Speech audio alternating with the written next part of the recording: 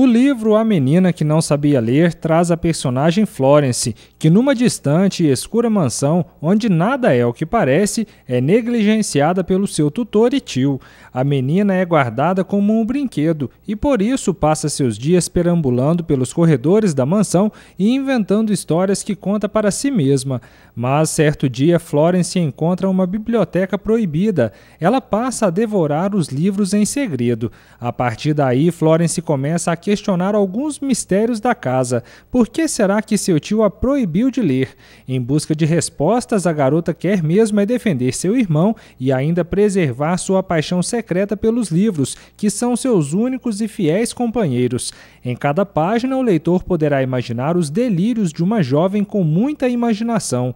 A Menina que Não Sabia Ler tem 288 páginas e é de autoria do escritor John Harding.